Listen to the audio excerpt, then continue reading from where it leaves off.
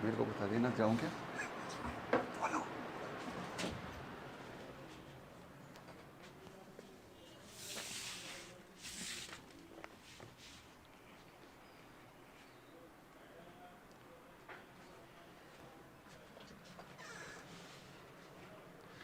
नमस्कार साथियों, मैं Rajendra Pancholi zenith point online में सभी हिंदी साहित्य के विद्यार्थियों का अभिनंदन करता हूं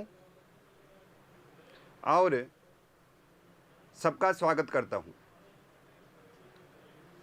आज हम बात करने वाले हैं काव्य के बारे में, जिसमें एक महत्वपूर्ण और एक बहुत ही तथ्यात्मक और उसी से ज़्यादा अवधारणात्मक एक हमारा बिंदु है भक्ति काल में सूफी काव्य। ठीक है, सूफी काव्य के बारे में बात करने से पहले मैं आपको बता देना चाहता हूं कि जो भी विद्यार्थी इस समय की मांग के अनुसार इस मीडिया के माध्यम से या ऑनलाइन प्लेटफॉर्म के माध्यम से आप लोग अध्ययन कर रहे हो, ठीक है। गुड आफ्टरनून अजय जांगीर, प्रतीक जी नमस्कार, मीराजीता शर्मा नमस्ते बेटा, शकुंतला मीणा गुड आफ्टरनून। तो मैं आपसे ये कहना चाह रहा हूँ कि जिस प्लेटफॉर्म पर आप अध्ययन कर रहे हो उसमें आप एक मानसिकता बनाइए अपनी कि जहाँ पर आप ऑनलाइन पढ़ रहे हो, जिस अध्यापक से पढ़ रहे हो, जिस स्तर पर आप पढ़ रहे हो, तो पहले तो आपकी मानसिकता ये बनाए कि वो आपके टाइम पास के लिए नहीं है। जिस भी चैनल से आप अपना अध्ययन कर रहे हैं उसको आप अपनी जो हृदय है या अपनी जो फीलिंग है उसमें उसी प्रकार से महसूस करिए, उसको उसी प्रकार से आप फील करिए कि मैं एक क्लास का स्टूडेंट हूँ। जिस तरह आप क्लास में बैठ कर के बाउंड हो जाते हो, बंध जाते हो कि सर पढ़ाने आ गए, जब सर 1 घंटे या 1.5 घंटे में जब निकलेंगे तो आप बिल्कुल एकाग्र रहते हो, बीच में कोई बाधा नहीं आती। जब आप घर पे किसी प्लेटफॉर्म के माध्यम से पढ़ते हो तो वो चीज़ वहाँ भी आप रखिए कि मैं ऑनलाइन क्लास ले रहा हूँ या यूट्यूब से जो रिकॉर्डेड क्लास है वो देख रहा हूँ। तो जब तक आप अपने प्रति समर्पित नहीं होंगे, एक समय की पाबंदी में नहीं बंधेंगे और अपने आप को ये दृढ़ निश्चय नहीं करेंगे मैं पढ़ने बैठ गया तो नहीं उठूंगा जब तक मेरा चैप्टर या मेरा व्याख्यान पूरा नहीं होगा। तो ये आप समयबद्धता आप अपने जो विद्यार्थी जीवन है उसमें लाइए। ठीक है, क्लास से ऑफलाइन शुरू हो जाती उसके बाद कोई दिक्कत नहीं है, लेकिन जब तक ऑफलाइन शुरू नहीं होती जब तक आप अपनी मानसिकता ये रखिए कि मैं जिस स्तर पर पढ़ रहा हूँ, जिस प्लेटफॉर्म से पढ़ रहा हूँ, मैं बिल्कुल समय के अनुसार एक बिल्कुल नियमबद्ध तरीके से मैं अपना अध्ययन करूँगा। क्योंकि इसमें आपको ये इसलिए कह रहा हूँ कि जब तक आप में इस समय के अनुसार आप में इसको अपन कह सकते हैं पंक्चुअलिटी जिसको अपन बोलते हैं वो नहीं आएगी। और जब आप ये कि जब चाह मोबाइल बंद किया, जब चाह उठ के चल दिए, जब चाह ऑन किया, जब चाह पढ़ लिया, इस तरह से आपको जो क्रमबद्ध ज्ञान है वो एक परिमाणात्मक रूप में नहीं जाएगा। ठीक है, अपने प्रसाद जी ने कहा है कि ज्ञान दूर कुछ क्रिया भिन्न है, इच्छा क्यों पूरी हो मन की, एक दूसरे से ना मिल सके यही विडंबना है जीवन की।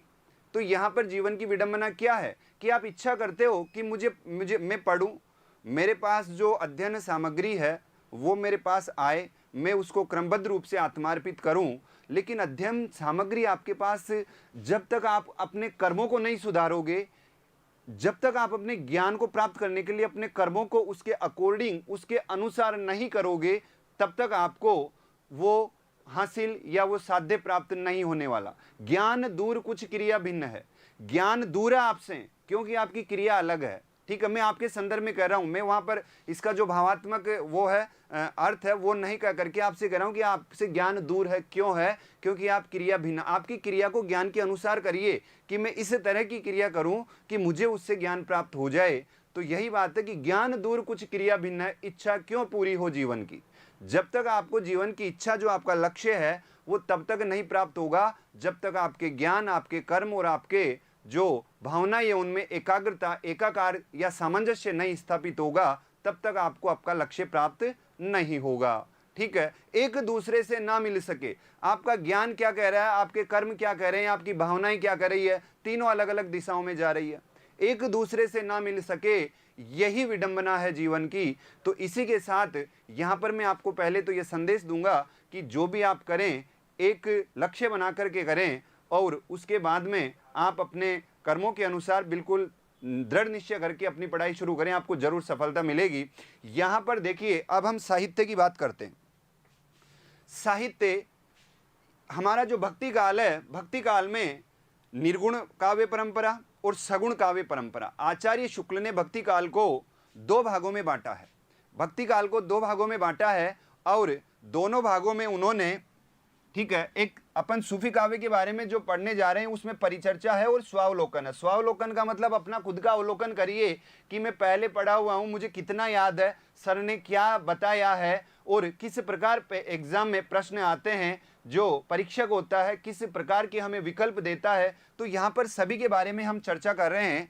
तो इसी क्रम में मैं आपको ये बताना चाहता हूँ कि भक्ति काल जब हम पढ़ना प्रारंभ करते हैं तो भक्ति काल को दो भागों में बांटा गया है। ये आप सब जानते हैं और जो नहीं जानते वो भी जानेंगे। बिल्कुल आप अपना ध्यान बनाए रखिए। मैं आपसे कह रहा हूं कि जब मैं प्रश्न पूछूंगा तब जवाब 1 सेकंड में आ जाना चाहिए, ठीक है। आगे देखिए, अमन मीणा गुड मॉर्निंग, संगीता चारण नमस्कार। नमस्कार बेटा। यहाँ पर देखिए, ये जो भक्ति काल है, इस भक्ति काल में एक तो आपके कौन सी शाखा है, निर्गुण काव्य परंपरा, और दूसरी कौन सी है, सगुण काव्य परंपरा।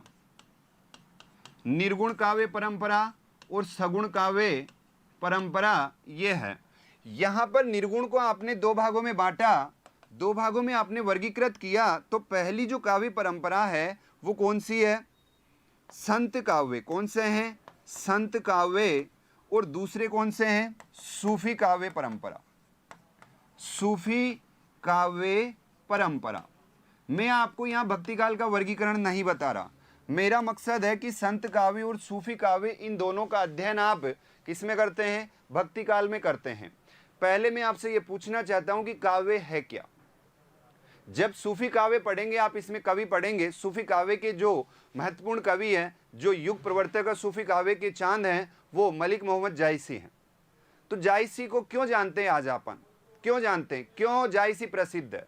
जायसी इसलिए प्रसिद्ध नहीं है कि उन्होंने पद्मावत लिखा, जायसी इसलिए प्रसिद्ध नहीं है कि उनका जन्म वहाँ हुआ, उन्होंने ये रचनाएं लिखी, उनकी मृत्यु वहाँ हुई, उनके पिता का नाम ये था, उनकी माता का नाम ये था। जायसी को क्यों जानते हैं, किसी भी युग प्रवर्तन में, किसी भी काव्य धारा में जो भी महत्वपूर्ण कवि हैं, क्यों उनका नाम सर्वोपरि है, क्यों उनका नाम चरम पर लिया जाता है।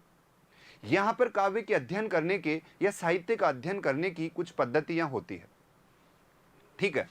पद्धतियों में हम पढ़ लेते हैं, कवि परिचय पढ़ लेते हैं, कवि की रचनाएं रट लेते हैं, सूत्र बना लेते हैं, रचनाओं के क्रमबद्ध रूप से हम याद कर लेते हैं, ठीक है। परीक्षा में जो विकल्प आते हैं वो क्रमबद्ध के अनुसार भी आते हैं, वो भी ठीक है, वो भी करना चाहिए। लेकिन क्या वो रचनाएं क्रमबद्ध रूप से करने से हमें अपनी भाषा में दक्षता हासिल हो पाएगी?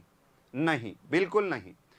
इसके लिए क्या करना चाहिए, इसके लिए ये करना चाहिए कि जो भी साहित्य का विद्यार्थी है, उस विद्यार्थी को अपने साहित्य को, कवि के तथ्यात्मक जो जानकारियां हैं उसको प्राप्त करने की बजाय इस प्रकार पढ़ना चाहिए कि उसके जो कला पक्ष हैं, भाव पक्ष हैं, उसकी भाषा शैली है, उन सब, उसके जो सौंदर्य अनुभूति है, उन सब के बारे में हमें जानकारी होनी चाहिए। कि तुलसी को आज हिंदी साहित्य का तुलसी को हिंदी साहित्य का महाकवि कहते हैं या भक्ति काल का महाकवि है, ठीक है। सूर सूर तुलसी शशि, ये दोहा आपने सुना, यहाँ पर तुलसी को श्रेष्ठ बताया गया है।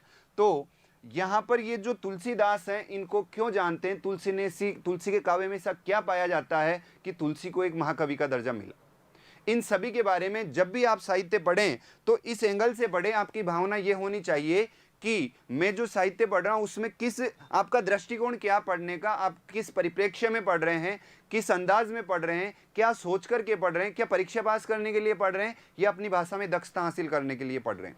एक बार मैं काव्य पढ़ाने से पहले, सूफी काव्य में आपको उतारने से पहले, सूफी काव्य में जितनी महत्वपूर्ण जानकारियाँ वो देने से पहले, एक बार मैं आपको बताना चाहूँगा कि काव्य है क्या और काव्य किस प्रकार पढ़ा जाता है। तो एक बार आप देखिए कि जो भी आप काव्य पढ़ रहे हैं उसके संदर्भ में आपने जब एमए किया, बीए किया, तो वहाँ पर आप जब बड़े निबंधात्मक प्रश्न आते थे तो आपने वहाँ पर वर्णन किया होगा भाव पक्ष किसी भी कवि का, और एक वर्णन किया होगा कला पक्ष, ठीक है। बस हमें दो ही शब्द याद है, भाव पक्ष और कला पक्ष। इनके अंदर क्या लिख रहे हैं, इनके अंदर कौन कौन से काव्यांग आते हैं, कौन कौन से अवयव आते हैं, कुछ नहीं पता। हेडिंग डाली, भाव पक्ष लिखने लग गए। परीक्षा का आधा घंटा रहा है, पता नहीं हैंडराइटिंग को क्या हुआ, डॉक्टर की आत्मा जैसे विद्यार्थी में प्रवेश कर जाती है, लिखे जा रहे हैं लिखे जा रहे हैं। ठीक है, ऐसा नहीं है। हम साहित्य के विद्यार्थी हैं, साहित्य हमारा आत्मसिद्धि का माध्यम है, साहित्य में हम अपना नाम रोशन करना चाहते हैं। तो दोस्तों, मैं आपसे बताना चाहूँगा कि चीज़ों को बड़ी गहराई से और समझते हुए पढ़िए। बिल्कुल आपको अपनी सब्जेक्ट पर गर्व होगा कि वास्तव में मैं जो विषय पढ़ रहा हूँ वो मेरा खुद का एक खुद का परिचय देने वाला विषय है। भाव पक्ष की मैं बात करना चाहूँगा तो भाव पक्ष में देखिए क्या होता है। सबसे पहले भाव पक्ष में सौंदर्य आता है, किसी भी कवि का काव्य सौंदर्य। सौंदर्य के बाद में आती है अनुभूति, फिर चिंतन, इसको हम मिटा देते हैं। सौंदर्य, अनुभूति, चिंतन, संवेदना, भाव, रस, काव्य गुण और काव्य दोष। ये आप बिल्कुल नोट कर लीजिए। आज के बाद, इस कक्षा के बाद में आपका ये ये काव्यांग है, ये बिल्कुल निश्चित हो जाने चाहिए कि भाव पक्ष और कला पक्ष में कभी आप कंफ्यूज ना हो।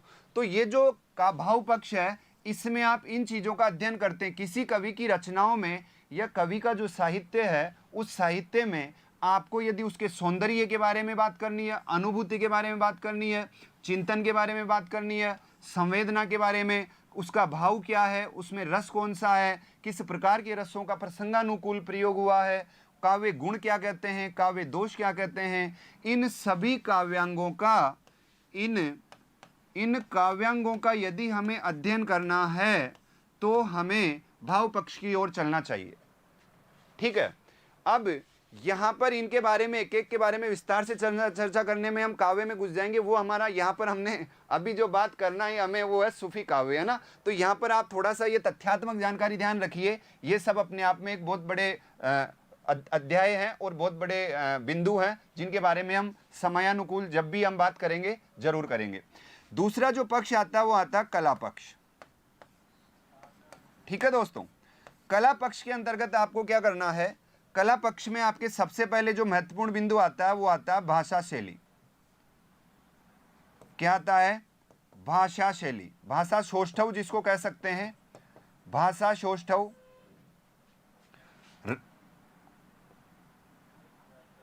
अलंकार, भाषा सौष्ठव, अलंकार, छंद, बिंब, प्रतीक,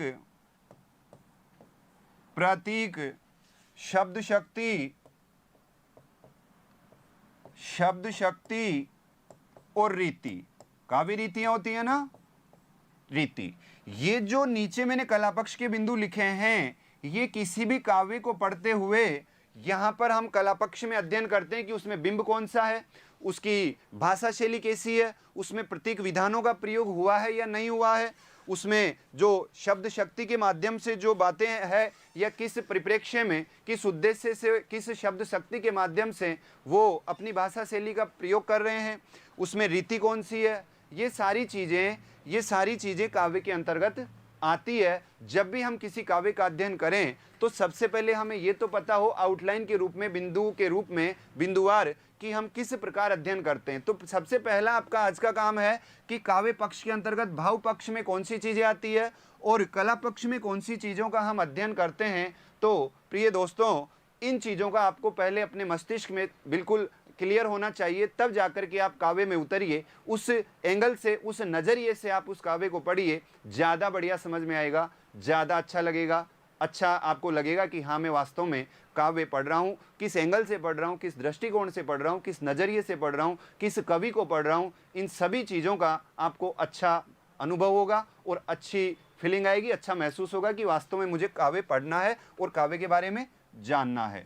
ठीक है, अब जब हमने इनकी बातें कर ली तो अब हम बात करने वाले हैं सूफी काव्य की। आज का हमारा बिंदु है सूफी काव्य। ठीक है, सूफी काव्य। अब देखिए मिराजिता सर स्टार्ट नहीं हुआ है क्या? ये कब पहले का कमेंट है। लोकेंद्र सिंह, ये कमेंट्स रेगुलर चल रहे हैं? लाइव क्लास का टाइम बताएं। लोकेंद्र सिंह का कब का कमेंट है ये? ठीक है, देखिए सूफी काव्य, सूफी काव्य जो है इसके बारे में हम बात करते हैं। सूफी काव्य का दोस्तों, बालिकाओं, बालकों, सूफी काव्य का मुख्य जो तत्व है वो तत्व है प्रेम तत्व। सूफी काव्य का जो आधार कह सकते हैं हम इसको, क्या कह सकते हैं? आधार। सूफी काव्य का आधार क्या है? तत्व क्या है? प्रेम। सूफी काव्य का जो आधार है, सूफी काव्य का जो तत्व है वो प्रेम है। यहां पर मैं आपसे प्रश्न पूछना चाहूंगा, आप बताइए कि, या फिर अगर पूरा विवरणात्मक नहीं बताएं तो आप खुद का आपका स्वावलोकन करिए कि क्या मैं सर के सवालों का जवाब दे पा रही हूं या दे पा रहा हूं। जब सूफी काव्य का आधार प्रेम तत्व है तो क्या संत काव्य का आधार प्रेम तत्व नहीं है? संत काव्य का आधार भी तो प्रेम तत्व है ना। बताइए, हाँ या ना में जवाब दीजिए। यस या नो तो लिख सकते हो ना। यस या नो में बताइए कि जो संत काव्य है, संत काव्य, इसका आधार प्रेम तत्व नहीं है क्या? ये प्रेम तत्व है या नहीं है? सूफी काव्य का आधार प्रेम तत्व है तो क्या संत काव्य का आधार प्रेम तत्व नहीं है? संत काव्य भी तो प्रेम तत्व के प्रेम तत्व को ही अपना आधार लेकर के चलते हैं। कबीर ने कहा है कि पोथी पढ़ पढ़ जग मुआ, पंडित भया न कोय, ढाई आखर प्रेम का पढ़े सो पंडित होए। कौन कह रहा है? कबीर तो कह रहे हैं। जब कबीर ये कह रहे हैं कि प्रेम ही महत्वपूर्ण है, जो विद्वता हमने शास्त्रों में अध्ययन किताबें पढ़ करके हासिल की, उस विद्वता का कोई मायना नहीं है जब तक हम प्रेम तत्व के रूप में अपने जीवन को नहीं ढालें। तो यहाँ पर जब कबीर ने खुद ने कहा है कि प्रेम तत्व महत्वपूर्ण है, तो फिर सूफी काव्य में प्रेम है, फिर अंतर क्या है? यह है काव्य को मतलब समझने का विषय। ये इस तरह उसकी किताबें पढ़ने से कवि की और उनकी रचनाओं को पढ़ने से हमें अपने विषय में दक्षता हासिल नहीं हो पाई। तो यहाँ पर संत काव्य और सूफी काव्य दोनों का आधार प्रेम तत्व है, तो फिर अंतर क्या है? ये मैं यहाँ आपको दोनों को क्लियर कर देना चाहूँगा कि सूफी काव्य में क्या होता है। सूफी काव्य में एक आपके जो आत्मा है, एक ले लीजिए परमात्मा। सूफी काव्य में इन दोनों को मिलाने का जो आधार है वो क्या है? प्रेम है। इन दोनों को मिलाने का आधार प्रेम है। जब तक हम अपने जीवन को, अपने स्वरूप को ईश्वर के प्रति समर्पित नहीं करेंगे, उसके प्रेमी नहीं बनेंगे, उसके लवर नहीं बनेंगे, तब तक हम ईश्वर में अपन मारिफत हासिल नहीं कर सकते या मारिफत की स्टेज तक नहीं जा सकते, हकीकत प्राप्त नहीं कर सकते। सूफी साधना की जो शब्दावली है, शरीयत, तरीकत, हकीकत और मारिफत। मारिफत में क्या होता है? सिद्धावस्था होती है, आत्मसिद्धि को प्राप्त करते हैं। ठीक है, कमलेश जहांगीर नमस्कार बेटा, नमस्ते। तो यहाँ पर ये जो चीज़ है इसमें आत्मा और परमात्मा है। जब ये प्रेम का तत्व है तो सूफी काव्य में क्या होता है कि आत्मा, आत्मा कौन? आत्मा रूपी कौन?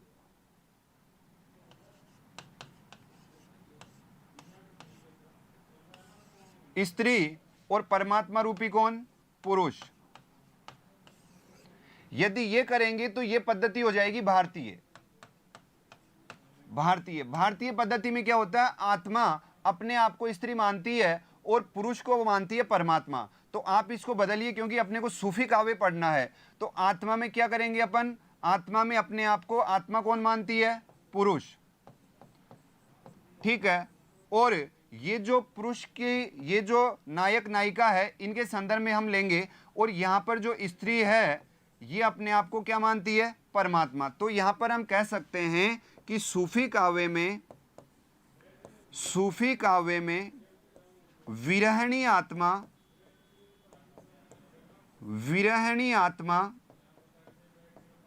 अपने आप को अपने आप को पुरुष या नायक कह सकते हैं हम, अपने आप को नायक तथा ईश्वर को नायिका के रूप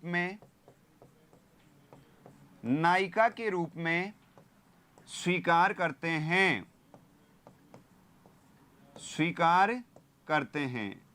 ठीक है, इन दोनों के बारे में मैं आपको अभी तुलनात्मक अध्ययन करवाऊंगा कि संत काव्य में भी कबीर अपने आप को विरहणी आत्मा माना है और ईश्वर को परमात्मा माना है कि वो मेरे प्रेमी है। लेकिन अंतर क्या है? भारतीय दर्शन और सूफी दर्शन में जो अंतर है वो क्या है? देखिए, भारतीय दर्शन में आपको अभी एक झटके में याद हो जाएगा, एक सेकंड में, कि भारतीय जो दर्शन है और सूफी दर्शन है, इन दोनों में मूल अंतर क्या है? दोनों का मूल तत्व प्रेम है। यहां पर मैं दोनों का मूल तत्व लिख देता हूं, दोनों का मूल तत्व प्रेम है। लेकिन भारतीय दर्शन और सूफी दर्शन में जो मान्यता है वो क्या है? आपको पता है कि भारतीय नारी पाश्चात्य नारियों की बजाय ज़्यादा संस्कार और अपने यहाँ पर अपनी कला संस्कृति बची हुई है। हम अपने पति को ही हम परमेश्वर का दर्जा देते हैं, पति को ही सब कुछ मानते हैं, जबकि पाश्चात्य संस्कृति में ऐसा नहीं है। तो यहाँ पर ईश्वर को माना गया है भारतीय दर्शन में। कबीर दर्शन में, मैं कह सकता हूँ संत दर्शन में, जो संत काव्य परंपरा है, तो संत काव्य परंपरा में हमारे पास जो संत काव्य परंपरा है, संत काव्य से हम अपना प्रतीक मानेंगे। संत काव्य में ईश्वर जो है, ईश्वर किसका प्रतीक है? नायक का। और हमारी जो विरहणी आत्मा है वो आत्मा किसका प्रतीक है? नायिका का। तो नायक और नायिका, बिल्कुल सही है कि हम ईश्वर को नायक मानते हैं और अपने आप को नायिका मानते हैं। इस नायक, इस विरहणी, इस नायक की, इस प्रेमी की विरहणी प्रियतमा अर्थात ईश्वर को प्राप्त करने के लिए हमारी जो आत्मा है वो नायिका स्वरूप है, और हम अपने ईश्वर को, अपने प्रेमी को, अपने नायक को प्राप्त करने के लिए इस तरह का दर्शन रखते हैं। तो हम, यानी भारतीय परंपरा में, भारतीय दर्शन में ईश्वर को नायक माना गया है, परमात्मा स्वरूप, और जो आत्मा है विरहणी आत्मा, वो अपने आप को क्या मानती है? नायिका। क्लियर है? इसका विपरीत कर दीजिए, आपके सूफी दर्शन का प्रेम तत्व क्लियर हो जाएगा। जब हम अपने आप को आत्मा मान रहे हैं, अपने प्रियतम को हम नायक मान रहे हैं, तो सूफी में इसका उल्टा कर दीजिए। वो लोग क्या करते हैं? खुद आत्मा स्वरूप प्रिय,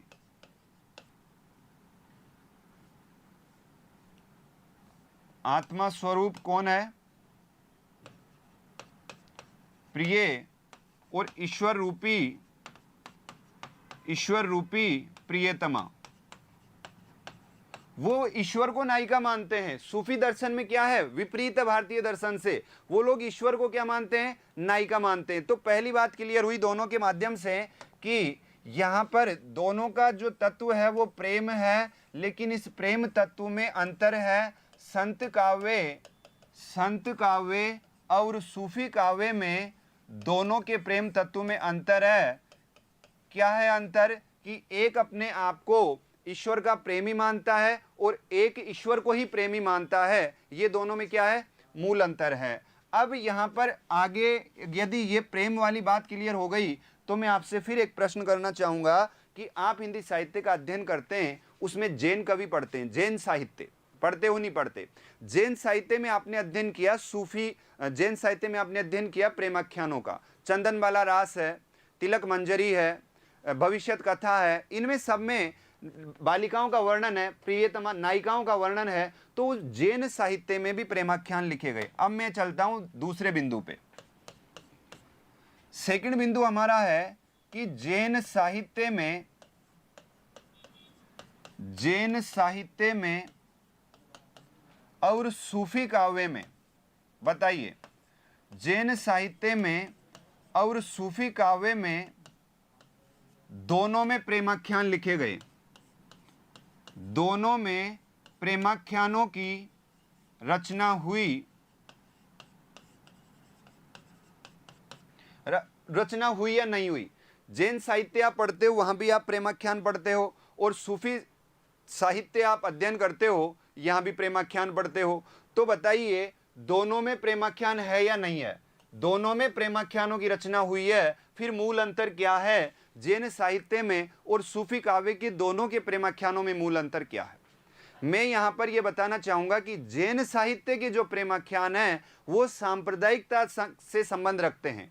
उनके प्रेमाख्यानों में सांप्रदायिकता की बू आती है। किसमें? जैन साहित्य में। जबकि सूफी काव्य में काव्योत्कर्ष के गुण पाए जाते हैं। यहाँ पर साहित्यिक जो आपके रसात्मकता है, बिंब धर्मिता है, जो साहित्यिक एक अनुभव या साहित्यिक भावनाओं की जो बात है वो भावात्मक रूप से लिखे गए काव्य हैं। तो यहाँ पर जो काव्य लिखे गए, कहाँ पर? सूफी काव्य में। सूफी काव्य में जो काव्य लिखे गए वो काव्य के गुणों के उत्कर्ष माने गए हैं। काव्य के गुणों के क्या हैं? उत्कर्ष हैं और श्रेष्ठ काव्य हैं भावात्मक रूप से। भावात्मक रूप से ये जो काव्य लिखे गए ये श्रेष्ठता की ओर लेके जाते हैं। जबकि जैन साहित्य के जो काव्य हैं वो किसकी ओर लेके जाते हैं? सांप्रदायिकता की ओर। सांप्रदायिकता की ओर संकेत करते हैं। सांप्रदायिकता की ओर संकेत करते हैं। कौन से काव्य? कौन से काव्य? जैन काव्य। जैन साहित्य में दोनों में प्रेमाख्यान लिखे गए। ध्यान दीजिए, बहुत महत्वपूर्ण बात है, बहुत गहराई की बात है कि जैन साहित्य में भी हम प्रेमाख्यानों का अध्ययन करते हैं और अपने सूफी काव्य में भी हम प्रेमाख्यानों का अध्ययन करते हैं। तो दोनों में मूल अंतर क्या? जिस प्रकार अभी हमने पहला बिंदु पर चर्चा की थी, पहले बिंदु पर, कि जो प्रेम तत्व है वो संतों में भी है और सूफियों में भी है। मूल अंतर क्या है? एक अपने आप को आत्मा स्वरूप नायिका मानता है और एक अपने आप को नायक मानता है। ईश्वर को सूफी काव्य में प्रेमिका माना गया है, खुद अपने आप को नायक मानते हैं वो सूफी काव्य में। जबकि संत काव्य में ईश्वर को नायिका या प्रेमिका माना गया है और आत्मा स्वरूप अपने आप को इसमें संत काव्य में, ठीक है, आत्मा स्वरूप अपने आप को नायिका माना गया है। उसी प्रकार यहाँ पर तुलनात्मक रूप से हमारा जो दूसरा बिंदु है चर्चा का वो यह है कि जैन साहित्य में भी हम, जैसे आपके चंदन बाला रास है, 1200 ईस्वी में आंसू कवि ने लिखा चंदन बाला रास। तो बालकों मुझे ये बताइए, चंदन बाला रास प्रेमाख्यान नहीं है क्या? तिलक मंजरी है, धनपाल ने लिखा, भविष्यत कथा है, ठीक है, धनपाल ने लिखा। उनमें सब में स्थूलिबद्ध रास है जिसमें कोशा नामक जो गणिका है उसके बारे में लिखा है। तो यहाँ पर सब में प्रेमाख्यान है। तो यहाँ इन प्रेमाख्यानों में और सूफी प्रेमाख्यानों में जो मूल अंतर है वो ये है कि जो सूफी प्रेमाख्यान है उनमें काव्य गुण के उत्कर्ष है, भावात्मक रूप से वो श्रेष्ठ है। जबकि यहाँ पर केवल सांप्रदायिकता की ओर संकेत किया गया है, इनमें वो साहित्यिक श्रेष्ठता नहीं है। क्या मेरा जो दूसरा बिंदु है वो क्लियर हुआ? जवाब दीजिए यस या नो। जो भी देख रहे हैं जवाब दीजिए, क्या मेरा दूसरा बिंदु क्लियर हुआ? यदि ये बिंदु क्लियर हुआ तो हम तीसरे बिंदु की बात करते हैं। आगे चलिए। नंबर 3 मेरा जो चर्चा का विषय है वो है सूफीज्म।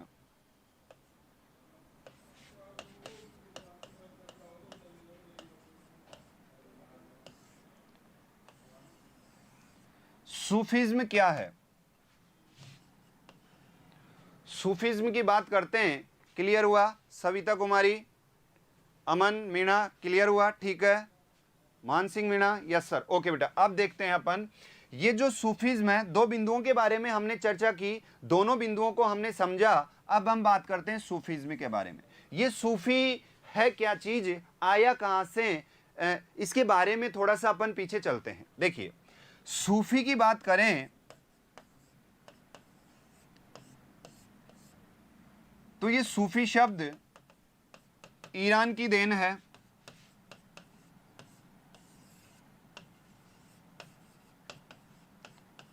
ईरान की देन है या क्या है? इस्लाम धर्म में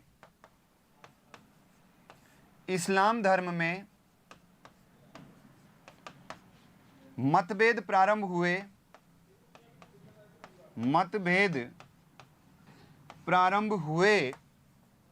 और मतभेद प्रारंभ हुए तो वो दो भागों में या दो रूपों में विभक्त हुआ धर्म। मतभेद प्रारंभ हुए, ठीक है, मतभेद प्रारंभ हुए तो जो इस्लाम धर्म है ये दो भागों में विभक्त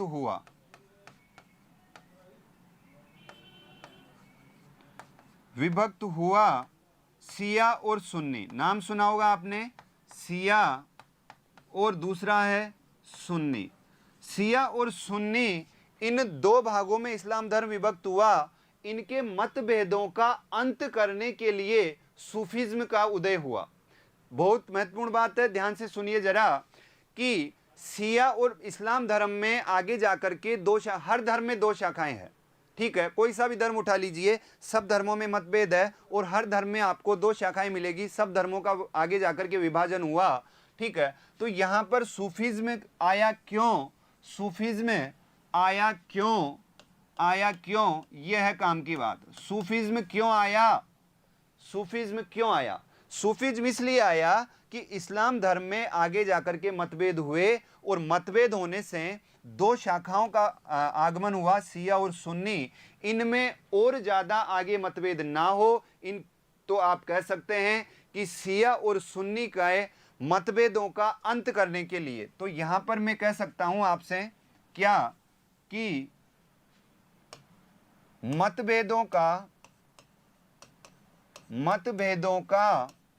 अंत करने के लिए सूफीज्म का जन्म हुआ, सूफीज्म का उदय हुआ। मतभेदों का अंत करने के लिए सूफीज्म का उदय हुआ, ठीक है। अब ये बात आपकी क्लियर हो गई कि सूफीज्म आया क्यों। अब बात सूफी की करते हैं तो इसमें दो चीजें और हमारे सामने आती है, क्या, देखिए, सूफी काव्य में, सूफी संप्रदाय कह सकते हैं, सूफी संप्रदाय में कुरान के अनुसार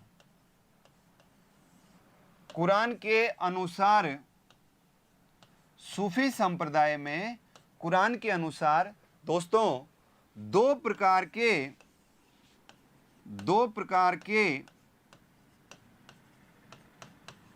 ज्ञान का उल्लेख किया गया है,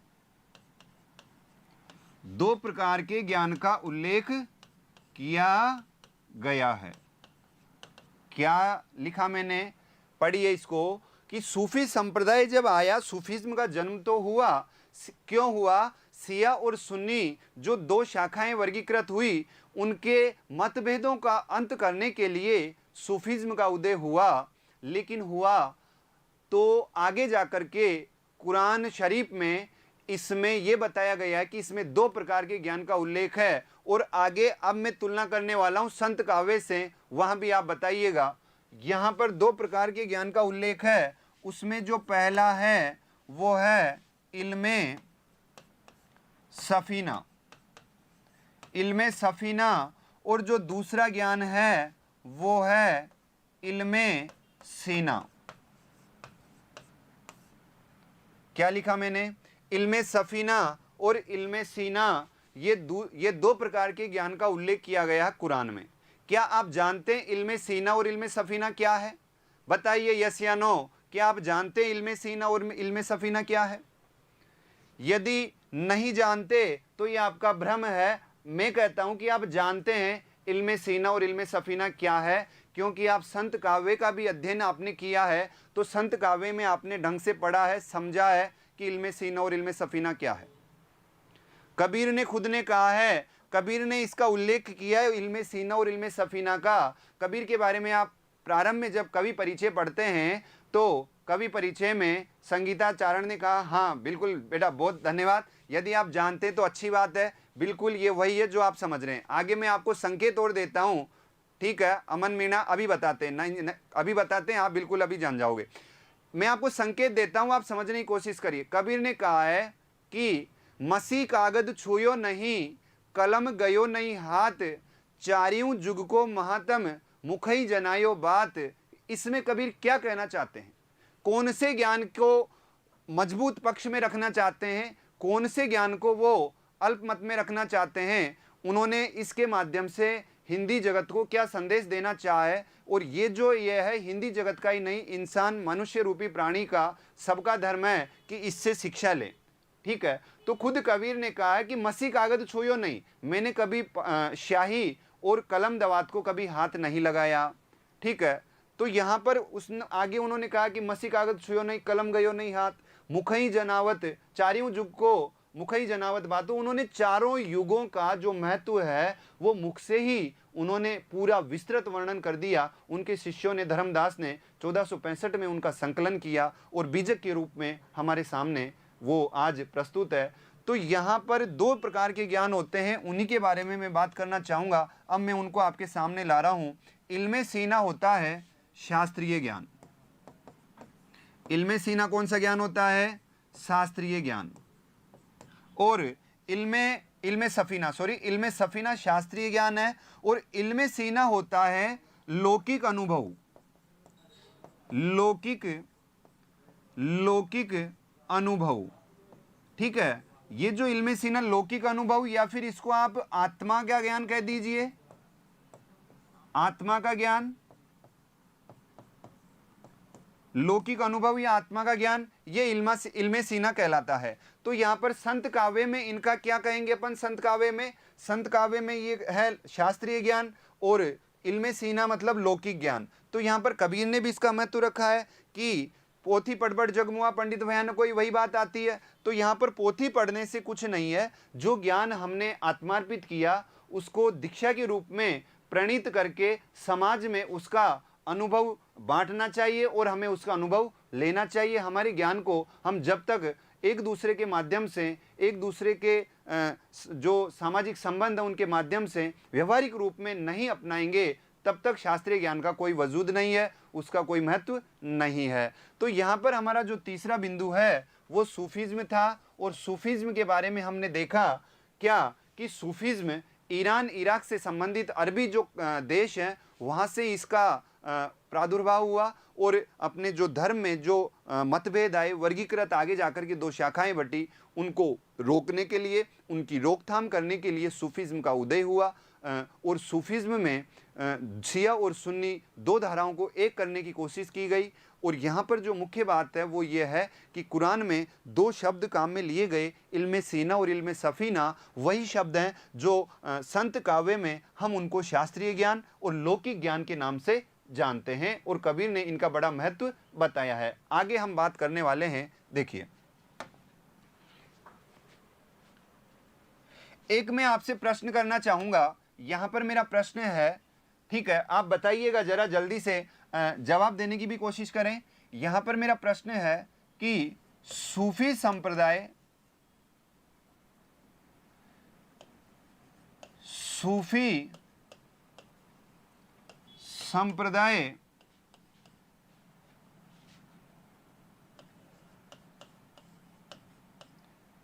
की शाखा से प्रभावित है। सूफी संप्रदाय की शाखा से प्रभावित है। बिल्कुल व्यवहारिक प्रश्न है। आपने बहुत विकल्पनात्मक जो ऑब्जेक्टिव प्रश्न है वो आपने हल किए, अध्ययन किया, पढ़ा। लेकिन मैं आपसे यहाँ पर एक सामान्य प्रश्न पूछ रहा हूँ कि सूफी संप्रदाय किस शाखा से संबंधित है। तो यहाँ पर मैं जो आपको जो विकल्प दे रहा हूँ वो विकल्प ये हैं। मुझे इनका जवाब दे के बताइए, जवाब दीजिए इनका, जल्दी से ABCD टाइप कर दीजिए। में ऑप्शन रख रहा हूँ बेशरा शाखा, शरा,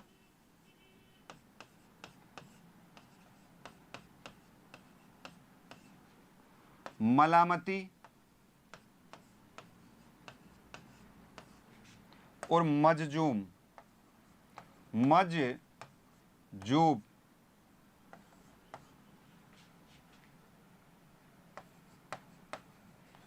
मलामती संप्रदाय और मजजूब संप्रदाय। ठीक है, यहां पर आप जवाब दीजिए कि चार में से कौन सा जो विकल्प है वो सही है। मजजूब या मलामती इनमें से, या शरा या बेशरा इनमें से, किस प्रकार सूफी जो संप्रदाय है वो इन चार में से किस प्रकार प्रभावित है, कौन सी शाखा से प्रभावित है। आपने सूफी काव्य के दौरान इसका अध्ययन जरूर किया होगा। तो जवाब दीजिए मानसिंह मीणा ए, ठीक है। बेशरा, बेशरा, ठीक है। और बताइए, ए जवाब आ रहा है, ठीक है। देखिए यहां पर ये है क्या चीज, यहां पर ये प्रश्न पूछने का मेरा जो उद्देश्य है वो है इन चारों शब्दों के बारे में आपको जानकारी देना। शरा क्या है, बेशरा क्या है, मलामती क्या है और मजजूब क्या है, इन चारों शब्दों के बारे में आपको अवगत करवाना यहां पर इस प्रश्न का उद्देश्य है। तो यहां पर हम बात करते हैं आगे। देखिए इस्लाम धर्म है, इस्लाम धर्म ये दो भागों में विभाजित हुआ। एक शाखा कहलाई शरा और दूसरी शाखा कहलाई बेशरा। ये आपने पढ़ा कि एक शाखा क्या कहलाई शरा और दूसरी शाखा क्या कहलाई बेशरा। अब यहां पर ये जो शरा है तो इसको बेशरा, तो यहां पर भारतीय सूफी में यही लिख देता हूं, भारतीय सूफी प्रभावित, भारतीय सूफी प्रभावित कौन सी शाखा से, बेशरा शाखा से। अब ये शरा क्या है, इसमें हम कह सकते हैं कि ये सनातनी थे। ये कैसे थे, ये सनातनी थे और धर्म के सिद्धांतों का पालन करने वाले थे। धर्म के सिद्धांतों का ये क्या करते थे, धर्म के सिद्धांतों का पालन करते थे। कौन, धर्म के सिद्धांतों का पालन करते थे कौन, शरा। और ये जो बेशरा हैं ये मस्त मौला फकीर थे, मस्त मौला फकीर थे। और ये कोई सिद्धांतों का पालन नहीं करते थे, कोई नियम कानून नहीं अपनाते थे, अपनी मर्जी के मालिक थे। तो यहाँ पर दोनों शाखाओं में अंतर था कि शरा है वो सनातनी है और बेशरा भारतीय सूफी दर्शन से प्रभावित और मस्त मौला फकीर हैं। अब जो मजजूम है, ये मजजूम इस बेशरा शाखा का एक संप्रदाय है। मजजूब, ये मजजूब क्या है, ये जो बेशरा शाखा है ना, इसका मजजूब एक बेशरा शाखा का एक संप्रदाय है। तो ये आप ध्यान रखिएगा कि मजजूब क्या है, बेशरा शाखा का एक संप्रदाय है, इस शाखा के अंतर्गत आता है। जबकि बेशरा शाखा के जो साधक हैं, यहां लिख देता हूं मैं, जबकि जो बेशरा शाखा के जो साधक हैं वो मलामती कहलाते हैं। क्या कहलाते हैं, मलामती, ठीक है। तो यहां पर आपके इसमें शरा में कुछ नहीं है, सारा जो तामझाम है वो बेशरा का है। बेशरा से ही भारतीय सूफी प्रभावित हुए। बेशरा शाखा के जो एक शाखा है वो मजजूम कहलाती है, एक संप्रदाय है इसके अंतर्गत, और इसके जो साधक हैं उनको मलामती कहते हैं। तो हमारे पास जो चार विकल्प थे, उन चारों विकल्पों के बारे में हमने यहाँ विस्तार से पढ़ा कि इस्लाम धर्म की दो शाखाएं हुई, शरा और दूसरी कौन सी, बेशरा। शरा में क्या था, सनातनी और धर्म के सिद्धांतों का पालन करने वाले थे। जबकि बेशरा, बे उर्दू का उपसर्ग है, तो जैसे अपन कह सकते हैं बे रहित होता है किसी भी चीज से, तो वहां पर आप याद रखिए कि बे जब ये रहित है तो किससे रहित है, नियम कानून कायदों से रहित है, ये बंधन मुक्त है ये संप्रदाय। तो भारतीय सूफी इसी से प्रभावित है और इनकी जो एक संप्रदाय है उसी का नाम मजजूब है, इसी संप्रदाय का है, इसी शाखा का संप्रदाय है मजजूम। और बेशरा के जो साधक हैं, जो तपस्वी हैं, वो कहलाते हैं मलामती। तो मुझे उम्मीद है कि यहाँ पर हमने जो प्रश्न रखा उसके विकल्प के साथ में मैंने आपको ये चारों विकल्प क्लियर करवा दिए कि शरा क्या है, बेशरा क्या है और मलामती क्या है, ठीक है। अब हम बात करते हैं आगे की। देखिए आगे हम बिंदुवार बात कर रहे हैं, तो यहां पर सूफी शब्द आता है। इस सूफी शब्द की बात करते हैं व्युत्पत्ति के बारे में। व्युत्पत्ति, सूफी शब्द आया कहां से, सूफी शब्द का ये जो सूफी नाम है, ये सूफी नाम क्यों पड़ा, इसके बारे में विभिन्न विद्वानों में मतभेद है और यहाँ से प्रश्न भी बनते हैं। प्रश्न कैसे बनते हैं? सुमेलित करिए, सुमेलित करिए, सुमेलित वाले प्रश्न यहाँ से बनते हैं। तो यहाँ पर हमें विस्तार से जानना चाहिए कि सूफी शब्द के बारे में जो अलग अलग विद्वानों के जो मत हैं वो मत क्या हैं, वो क्या कहते हैं। ठीक है, तो यहाँ पर देखिए सूफी के बारे में हम बात करने वाले हैं कि सूफी शब्द की व्युत्पत्ति कैसे हुई। सूफी, ठीक है, शब्द की व्युत्पत्ति। अब यहां मैं शब्द लिख रहा हूं, देखो एक तो इसके लिए चलता है सफ, पढ़ा भी है आपने, एक नंबर। दूसरा इसके लिए चलता है सूफा, ये सब आपने पढ़ा है, सब आपको आता है सूफा। तीसरा इसके लिए चलता है सफा। चौथा जो मत है वो चलता है सूफी।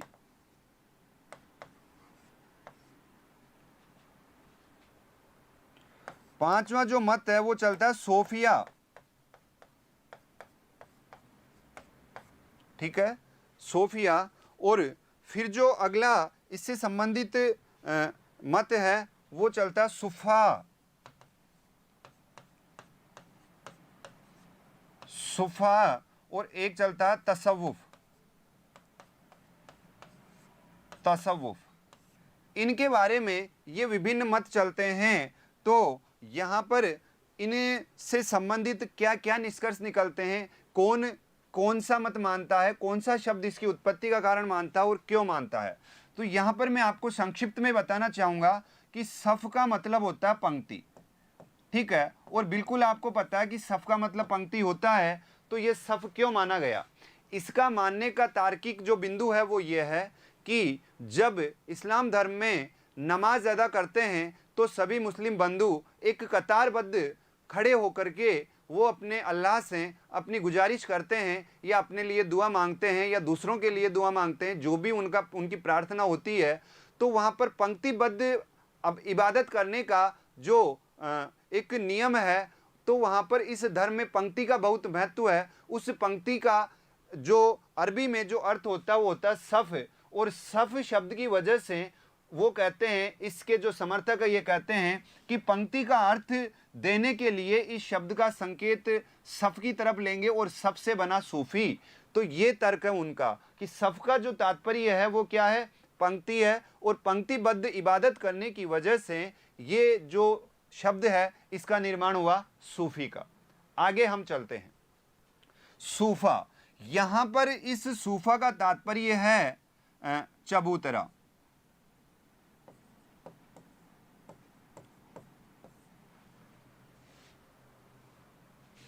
सूफा का तात्पर्य क्या है, चबूतरा।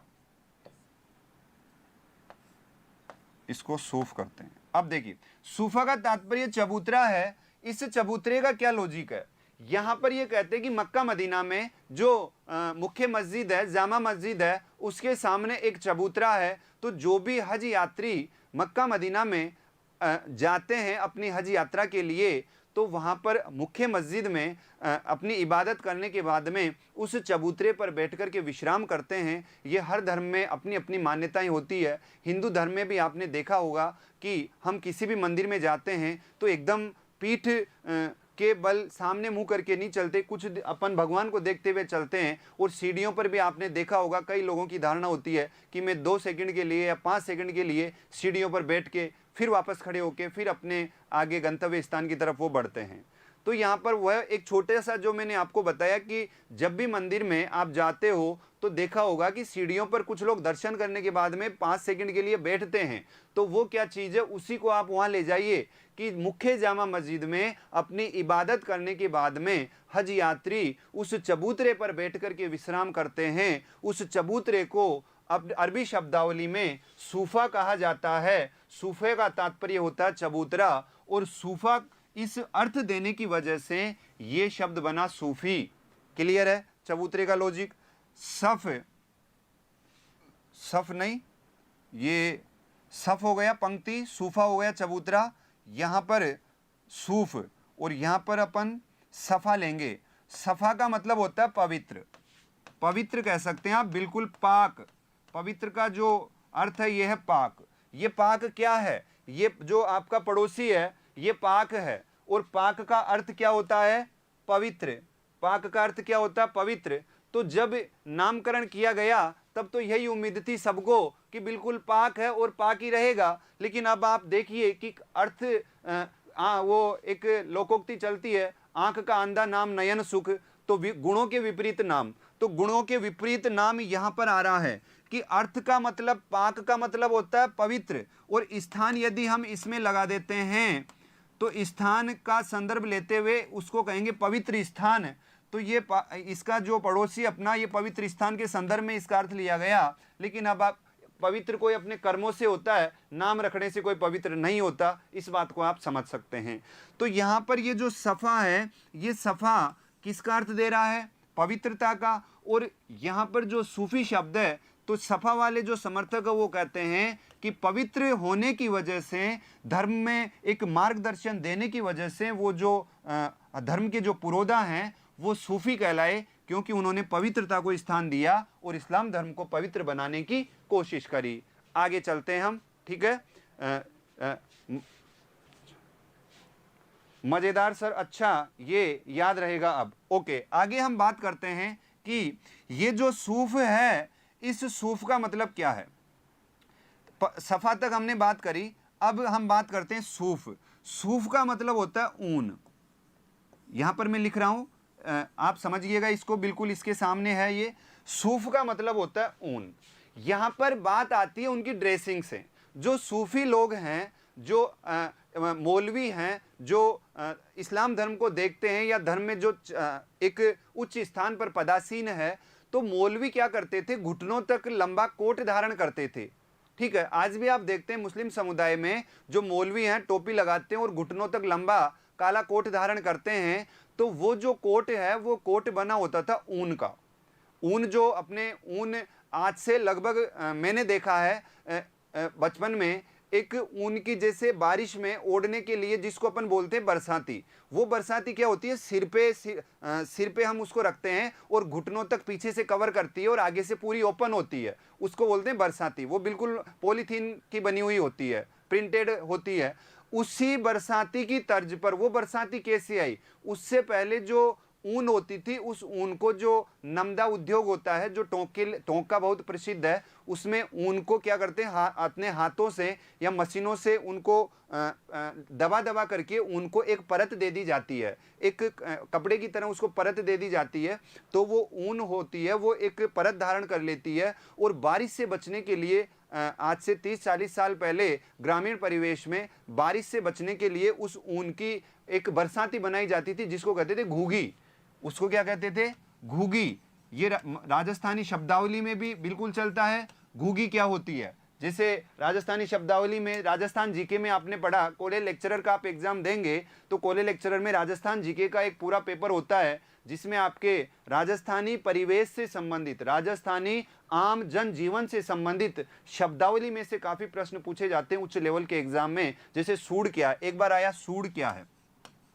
सूड़, तो सूड़ बरसात में, खेतों में बरसात आने से पहले जब अपन बीजारोपण करते हैं, खेत की बुआई करते हैं, उससे पहले खेत की साफ सफाई की जाती है, वो सूड़ है। छाछ करने के जो भी यंत्र होते हैं, उन सब के नाम राजस्थानी शब्दावली में बड़ी शान से लिए जाते हैं और पेपर में भी आते हैं। तो उसे कहते थे घूगी। तो यहाँ घूगी का मतलब है कि जिस प्रकार घूगी बरसात से बचने के लिए बनाई जाती थी, उसी प्रकार मुस्लिम मौलवियों के जो कोट हैं वो घूगी के बने होते थे, मतलब ऊन के बने हुए होते थे। आज की तरह मशीनीकरण नहीं था, तो घूगी के कोट बने होने की वजह से वो ऊन धारण करते थे, ऊन धारण करते थे। और उस ऊन की वजह से ऐसे लोग जो ऊन के वस्त्र धारण करते थे, उन ऊन के वस्त्र धारण करने की वजह से ये कहलाए सूफी। वो लोग जो लंबा कोट लबादा धारण करते थे, ऊन के वस्त्र धारण करते थे, इसलिए उन लोगों को कहा गया सूफी मत के प्रवर्तक, वो सूफी कहलाए। ये इससे संबंधित मत है। अब मैं बात करता हूं आपसे सोफिया। सोफिया का मतलब होता है परम ज्ञानी व्यक्ति, परम ज्ञानी व्यक्ति।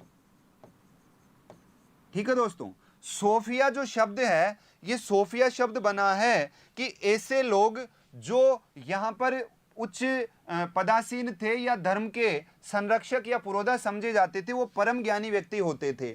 तो परम ज्ञानी व्यक्ति की वजह से ये शब्द सोफिया प्रचलित है। सोफिया का अर्थ होता है परम ज्ञानी व्यक्ति, और यहाँ पर इसकी वजह से ये क्या कहलाए, सूफी कहलाए। ठीक है, ये चीजें हैं। अब हमारे पास में दो शब्द बच रहे हैं, एक तो सुफा और एक बच रहा है तसव्वुफ। इसमें देखिए, आगे हम इन दोनों की बात यहां कर लेते हैं। तसव्वुफ, तसव्वुफ व्यक्ति, इसका शाब्दिक अर्थ होता है परम सत्य का ज्ञान होना। परम सत्य का ज्ञान होना, परम सत्य का ज्ञान होना, ये कहलाता है तसव्वुफ। जब मैं आपको सूफी काव्य में, जब हम सूफी काव्य के अंदर हम बिंदुवार चर्चा करेंगे तो उसमें एक बिंदु आएगा कि सूफी काव्य में हक तक पहुंचने के लिए 4 अवस्थाएं पार करनी पड़ती है। कितनी अवस्थाएं? 4 अवस्थाएं। आपने नाम सुना होगा, शरीयत, तरीकत, हकीकत और मारिफत। तो ये जो चारों अवस्थाएं हैं, इनके बारे में मैं आपसे विस्तृत चर्चा करने वाला हूं कि कौन सी अवस्था में क्या होता है। तो यहाँ पर हम बात करेंगे कि ये जो परम सत्य है, इसका ज्ञान वहाँ पर कौन सी अवस्था में होता है। तो मैं आपको बता दूं, अभी बता दूं, जब मैं वहाँ बात करूँगा तब आप खुद बताओगे कि हाँ सर ये चीज़ आपने बताई थी। हकीकत जो अवस्था होती है, हकीकत, इस हकीकत अवस्था में क्या होता है, ज्ञान की प्राप्ति होती है। ठीक है, इसको हम ज्ञान कांड के, इसकी ज्ञान कांड से लेंगे कि ये ज्ञान कांड कहलाता है। जब हम इनकी चर्चा करेंगे तब विस्तृत चर्चा करने वाले हैं, और इसमें हमें परम सत्य का ज्ञान होता है। तो तसव्वुफ शब्द का जो अर्थ होता है वो होता है परम सत्य का ज्ञान, और इसीलिए परम सत्य का ज्ञान करने वाले व्यक्ति को तसव्वुफ कहा जाता है। और तसव्वुफ से क्या बना, सूफी बना। तसव्वुफ से क्या बना, सूफी बना। ये है सुफा। अगला हमारा जो शब्द है वो है सुफा। कौन सा शब्द दोस्तों, सुफा। और सुफा शब्द का मतलब होता है भक्ति करने की, भक्ति करने की विशिष्ट पद्धति। भक्ति करने की विशिष्ट पद्धति क्या कहलाती है, सुफा कहलाती है। भक्ति करने की विशिष्ट पद्धति सुफा कहलाती है।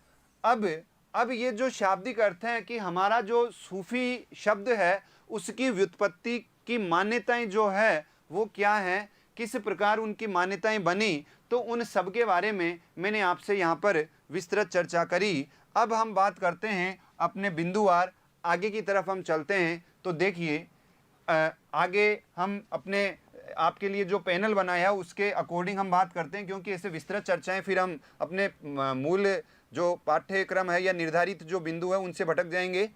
तो आगे हम बढ़ते हैं।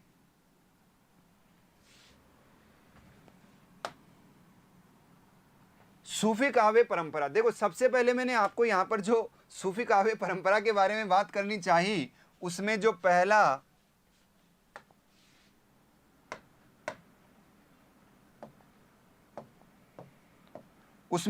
बिंदु है, वो पहला बिंदु क्या है, सूफी शब्द की व्युत्पत्ति। अब यहाँ पर ये आपके सामने ये रिक्त स्थान है, इन रिक्त स्थानों को क्या आप भर सकते हैं क्या? अभी मैंने सबके बारे में जिक्र किया, क्या आप इनका जवाब दे सकते हैं क्या? बोलो यस दे सकते हो या नहीं दे सकते, बिना देखे बताइए। और जल्दी से इनका जवाब यदि आपको आता है तो यस कर दीजिए ताकि अपन आगे बढ़ें, क्योंकि यहाँ पर मैंने सबके बारे में तार्किक रूप से मैंने आपसे बात कर ली। क्या आप इनका जवाब दे पाएंगे? यहाँ पर इन सबका तात्पर्य वही था, वहाँ में नहीं समझा था तो यहाँ लिख देता। तो ये सारी चीज़ें क्लियर है या नहीं है? देखिए, वही सूफ है, सूफा है, सूफी है, सफ है, सोफिया है, सफ़ा है, तवस्सुफ है और सुफ़ा है। तो ये सारी चीज़ें मैंने अभी इनके बारे में बात करी है। बिल्कुल, आगे बढ़ते हैं हम, ठीक है, आगे चलते हैं। अब देखिए,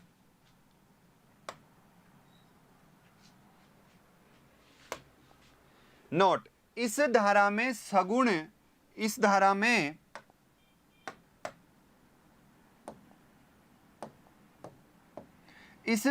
सगुण एवं निर्गुण दोनों रूपों का वर्णन मिलता है। यह महत्वपूर्ण बात है। सगुण एवं निर्गुण, आपसे प्रश्न पूछ लिया जाए कि जो भक्ति काल है जिसका विभाजन आचार्य रामचंद्र शुक्ल ने किया, उसको 4 भागों में बांट करके हम पढ़ते हैं, तो ये जो सूफी काव्य है ये निर्गुण भक्ति धारा का एक शाखा मानी जाती है, लेकिन निर्गुण के साथ में ये एक ऐसी धारा है जिसमें सगुण का भी अध्ययन किया जाता है सूफी। तो ये कॉमन प्रश्न है कि सगुण एवं निर्गुण दोनों भक्ति रूप इसे देखने में मिलते हैं। जैसे रामानंद है, ठीक है, रामानंद पढ़ते हो आप, राम काव्य के अंतर्गत आपने रामानंद का अध्ययन करोगे, रामानंद का, तो रामानंद ने अपने भक्ति के द्वार सबके लिए खोल दिए, इसलिए उनको दशदा भक्ति का आगार कहा जाता है। और रामानंद के शिष्य सगुण भी थे और निर्गुण भी थे। तो जिस प्रकार रामानंद का संबंध सगुण से भी है और निर्गुण से भी है, उसी प्रकार यहाँ पर सूफी काव्य का संबंध सगुण भक्ति धारा से भी है और निर्गुण भक्ति धारा से भी है। ठीक है, अब हम बात करते हैं इसके नामकरण की। तो नामकरण की बात हम इधर करने वाले हैं। देखिए,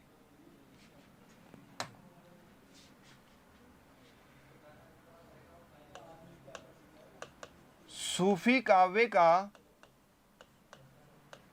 नामकरण, इससे संबंधित दोस्तों 3 मत चलते हैं।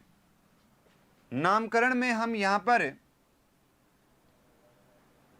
इस नामकरण के लिए मैं आपसे ज़्यादा ठीक ये रहेगा कि मैं आपको ढंग से थोड़ा सा विस्तृत समझा देता हूँ।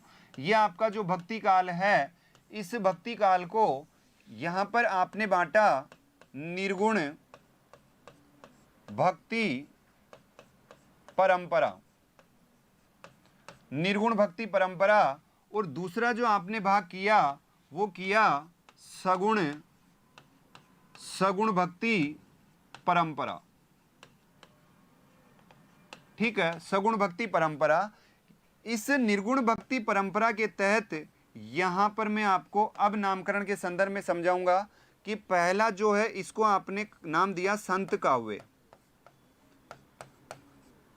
इसे आपने नाम दिया सूफी काव्य, इसे आपने यहां सगुण में हम 2 भाग करेंगे, इसे आपने नाम दिया कृष्ण काव्य और इसे आपने नाम दिया राम काव्य। दिया या नहीं दिया? दिया, ठीक है। अब इसी का जो दूसरा नाम चलता है वो है ज्ञानाश्रयी शाखा, ज्ञानाश्रयी शाखा। इसका जो दूसरा नाम चलता है वो चलता है प्रेमाश्रयी शाखा। कृष्ण काव्य को हम कहेंगे कृष्णाश्रयी शाखा और राम काव्य को कहेंगे रामाश्रयी शाखा। अब देखो, वहां यदि मैं बात करता तो सिर्फ हमारी बात होती सूफी काव्य के बारे में, लेकिन यहां मैं आपको बता देना चाहूंगा कि यदि आपसे राम काव्य के बारे में पूछे कि राम काव्य नाम किसने दिया और आपका रामाश्रयी नाम किसने दिया, वही प्रश्न कृष्ण काव्य में बनता है कि एक कृष्ण काव्य है एक कृष्णाश्रयी है। वही प्रश्न सूफी काव्य में बनता है कि एक सूफी काव्य है और एक प्रेमाश्रयी है। और वही प्रश्न संत काव्य में बनता है कि संत काव्य और ज्ञानाश्रयी शाखा। तो यहाँ पर जो प्रथम लाइन है, प्रथम पंक्ति है, जिसमें क्या लिखा हुआ है? काव्य लिखा हुआ है। इसका नामकरण देने वाले हैं डॉक्टर राम कुमार वर्मा। कौन है? डॉक्टर राम कुमार वर्मा ने नाम दिया पहला वाला। ये जो पहला नाम है, ये नाम किसने दिया? डॉक्टर राम कुमार वर्मा ने काव्य नामकरण किया। और जो दूसरा नाम है जिसमें श्रई लगा हुआ है, सब में श्रई लगा हुआ है, देखो श्रई। तो श्रई से आप याद रखिए कि ये जो श्रई नामकरण करने वाले हैं ये हैं आचार्य रामचंद्र शुक्ल। क्या समझा दोस्तों? क्या समझा? काव्य यदि नामकरण आपसे पूछता है तो आप जवाब देंगे डॉक्टर राम कुमार वर्मा, और यदि ये काव्य नामकरण आपसे नहीं पूछता है तो आप जवाब देंगे अगर श्रेय के बारे में पूछता है कि श्रेय में 4 नाम आएंगे, कौन कौन से? ज्ञानाश्रय कहेंगे, प्रेमाश्रय कहेंगे, और कौन सा कहेंगे? कृष्णाश्रय कहेंगे और रामाश्रय कहेंगे। तो श्रेय नाम देने वाले कौन है? आचार्य रामचंद्र शुक्ल। क्लियर है? आगे बढ़ें, आगे चलते। अब इसमें देखो यहां पर प्रेमाश्रय नाम, प्रेमाश्रय नाम क्या लिखोगे आप? आचार्य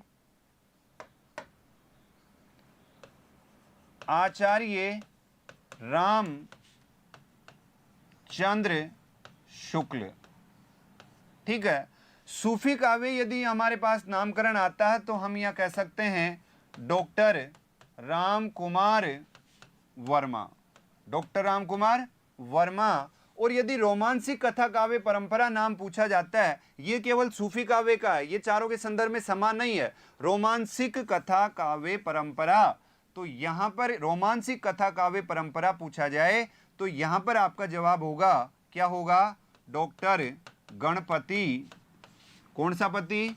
डॉक्टर गणपति चंद्र गुप्त, है ना? तो डॉक्टर गणपति चंद्र गुप्त ने इसे रोमांसिक कथा काव्य परंपरा कहा है। डॉक्टर गणपति चंद्र गुप्त ने क्यों कहा है भाई? क्या क्या काम आ पड़ा कि उन्होंने इसे रोमांसिक कथा काव्य परंपरा कहा? आपने पढ़ा और बिल्कुल मैंने पढ़ाया है कि जो आदि काल है उसका वर्गीकरण डॉक्टर गणपति चंद्र गुप्त ने किया है, भक्ति काल का वर्गीकरण आचार्य रामचंद्र शुक्ल ने किया है, हमारे जो रीति काल हैं उसकी 3 धाराओं का वर्गीकरण आचार्य विश्वनाथ प्रसाद मिश्र ने किया है, और जो आधुनिक काल है उसमें आधुनिक काल का जो उपविभाजन है वो डॉक्टर नगेंद्र ने किया है। तो जब विभाजन करते हैं, इनका नामकरण करते हैं काल के हिसाब से, सभी का कालक्रम और इनके नामकरण के बारे में हम हिंदी साहित्य के ऐतिहासिक पृष्ठभूमि जिसका अध्ययन करते हैं उसमें सबके बारे में हम अध्ययन करते हैं, तो वहाँ पर इन्होंने सूफी काव्य का नाम दिया रोमांसिक कथा काव्य परंपरा। किसने दिया? गणपति चंद्र गुप्त ने। क्लियर है? आगे हम बात करते हैं बिंदुवार। परिभाषा, अभी तक तो परिभाषा आई है, हमने इतना सामान्य परिचय सूफी काव्य का पढ़ा, लेकिन हमें ये पूछा जाए कि सूफी काव्य के बारे में एक पारिभाषिक शब्दावली में आप क्या कहना चाहेंगे, तो उसके लिए एक परिभाषा आप निर्धारित कर लीजिए, या फिर परिभाषा निर्धारित न करें तो शब्दों पर गौर करिए कि किस रूप से हम सूफी काव्य की अभिव्यंजना को प्रकट कर सकते हैं। तो यहाँ पर इस परिभाषा में मैंने इसको लिपिबद्ध करके इसकी भावना के रूप में समझाने का प्रयास किया है। तो आप कह सकते हैं कि मनसा वाचा और कर्मणा द्वारा, मन से, वचन से और कर्मों से द्वारा शुद्ध और सात्विक, महत्वपूर्ण चीज क्या है? शुद्ध और सात्विक भावों द्वारा ईश्वरीय आराधना में मग्न तथा सांसारिकता से दूर, बिल्कुल दूर रहते हैं सूफी, सांसारिकता से दूर रहने वाले व्यक्ति को सूफी कहा जाता है। क्लियर हुआ क्या? ईश्वरीय आराधना करता है, मन, वचन और कर्म से किसी को दुख नहीं पहुंचाता, दुनियादारी से अपना रिश्ता तोड़ लेता है और ईश्वरीय आराधना करके हकीकत को प्राप्त करना चाहता है। हकीकत में वो अपने मारिफत के जो सिद्धांत उनके अनुसार वो अपने आत्म सिद्धि करना चाहता है और अल्लाह को प्राप्त करना चाहता है, वो कहलाता है सूफी। तो यहाँ पर हम इसे पारिभाषिक शब्दावली में हम इसे व्यक्त कर चुके, तो ये परिभाषा के रूप में बात करते हैं। अब देखो यहाँ पर परिभाषा के रूप में यहाँ पर मैंने आपको एक मूल परिभाषा बताई है, लेकिन यहाँ पर देखो ये विद्वान है, अबुल हुसैन अननूरी है, अबू वक्र शिवली है, अबू सईद फजल्ला है और अबू हसन सालूकी है। यहाँ पर मैंने इन लोगों की परिभाषाएं आपके सामने रखी है। ये परिभाषाएं है सूफी काव्य की। किसकी परिभाषाएं है ये सूफी काव्य की परिभाषाएं हैं। तो अब हम कह सकते हैं, क्या कह सकते हैं? अभी कुछ नहीं कह सकते। इन परिभाषाओं को रखने के लिए मेरा जो उद्देश्य वो यह है कि परिभाषाएं पूछी नहीं जाएगी आपसे। ऐसा नहीं है कि सूफी काव्य की कौन सी परिभाषा किस सूफी विद्वान ने दी है, ऐसा प्रश्न नहीं बनता, क्योंकि ये महत्वपूर्ण या लॉजिकली तार्किक प्रश्न नहीं है। लेकिन परिभाषाएं जब हम इन अनुयायियों की पढ़ेंगे तो परिभाषा पढ़ने से हमें उसकी संवेदना का पता चलेगा, हमें ये पता चलेगा कि ये सूफी काव्य है क्या। तो परिभाषाएं पढ़ने से हमारा जो चित्त का विस्तार है उसमें और विस्तार होगा कि सूफी काव्य है क्या। सूफी काव्य की मूल संवेदना समझने के लिए इनको रीड करना जरूरी है। या आप, मैं ये नहीं कह रहा कि इनको याद करिए, सुमेलित में पूछा जाएगा, नहीं पूछा जाता मेरे अनुभव के हिसाब से। तो अपना उद्देश्य वो क्या है कि सूफी मत क्या है, इसे मैं ढंग से समझ जाऊं, इसलिए मुझे परिभाषा पढ़ना जरूरी है कि अबुल हुसैन अनुनरी ने सूफी मत को किस प्रकार व्यक्त किया है। जिसे संसार से घृणा होती है, जिसे संसार से घृणा होती है और परमात्मा से प्रेम होता है, वो क्या कहलाता है, सूफी। तो ये चीज हम पढ़ते आए, समझते आए कि सूफी क्या है, जो परमात्मा से प्रेम करता है, जो परमात्मा रूपी प्रियतमा को अपने पास बुलाना चाहता है, या उससे मिलाना चाहता है, या उससे एकाकार करना चाहता है, तो वो प्रियतम कहलाता है सूफी। क्योंकि परमात्मा प्रियतमा है और सूफी क्या है, प्रियतम। तो यहां पर वो कहलाएगा सूफी। परमात्मा के अतिरिक्त किसी में मन केंद्रित न करना सूफी धर्म है। यहां पर सूफी धर्म क्या कहते हैं, अबू बकर शिवली क्या कहते हैं कि परमात्मा के अतिरिक्त, परमात्मा से मतलब उनकी प्रियतमा, ठीक है, जो भी सूफी धर्म के अनुयायी हैं, जो भी इसके साधक हैं, तो कह सकते हैं कि परमात्मा रूपी प्रियतमा से हम इतना प्यार करें कि उनके अलावा मन किसी में केंद्रित हो ही नहीं, हम उसमें एकाकार हो जाएं। वो स्थिति या वो परिस्थिति या उस भाव को कहेंगे सूफी धर्म। अबू सईद फजल्ला ने क्या कहा है कि एक निष्ठ भाव से परमात्मा में ध्यान लगाना ही सूफी मत है। ये बात किसने कही, अबू फजल्ला ने। वही बात है जो अबू बकर शिवली ने कही है, उसी को घुमा फिरा करके विपरीत पारिभाषिक शब्दावली में इन्होंने कह दी। एक और है, विधि निषेधों से मुंह मोड़ना सूफी मत है।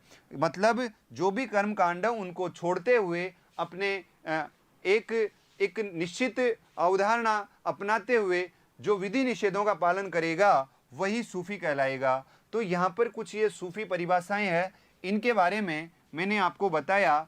अब समय हमें इजाज़त नहीं देता और समय के अनुसार हम आज ये सामान्य परिचर्चा करें, और सामान्य परिचर्चा के साथ में आपको मैंने सूफी जो काव्य है उस सूफी काव्य के बारे में इतना सा बताने का प्रयास किया, सामान्य परिचर्चा करी कि सूफी काव्य का मूल तत्व क्या है, सूफी काव्य के जो प्रेमाख्यान लिखे गए वो प्रेमाख्यान कौन से हैं, प्रेमाख्यान किस प्रकार लिखे गए, जायसी को हम पढ़ते हैं तो जायसी को किस प्रकार पढ़ना चाहिए, कला पक्ष और भाव पक्ष में किसी भी कवि को रखते हुए उसकी मूल संवेदना है, पारिभाषिक शब्दावली है, उसकी भाषा शैली है, उसकी भावना क्या है, हमारे दैनिक जीवन में आगे आने वाली पीढ़ियों में वो किस प्रकार उपयोगी सिद्ध हो सकता है उस कवि की पंक्तियाँ, इनका महत्व के हिसाब से किसी कवि को साहित्य में स्थान मिलता है।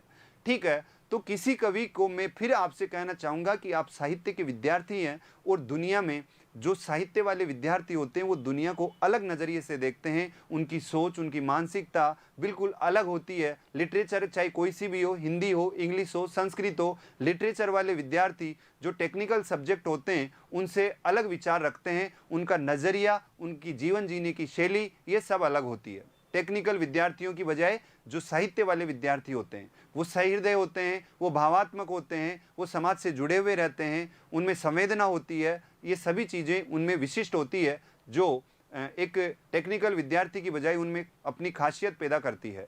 तो जो भी आप पढ़ रहे हैं उसको इस तरह से पढ़िए तुलनात्मक रूप से कि वो तथ्यात्मक चीज़ें अपने आप ही माइंड में खिंची हुई चली आए। यदि उसकी अवधारणात्मक और पारिभाषिक शब्दावली या फिर उसके बारे में आपका कंसेप्ट क्लियर है, अवधारणा क्लियर है, उसके जो भी सिद्धांत है, मान्यताएं हैं, वो सारी क्लियर है, तो तथ्य अपने आप याद हो जाते हैं। तो संकीर्ण अध्ययन मत करिए, शॉर्टकट के चक्कर में मत पढ़िए। पहले आप पढ़िए ना, शॉर्टकट बनाइए ना, अच्छी चीज़ है, बनाना चाहिए, चीज़ें याद होती है, मैटर हमारी मुट्ठी में आता है, वो चीज़ अच्छी है।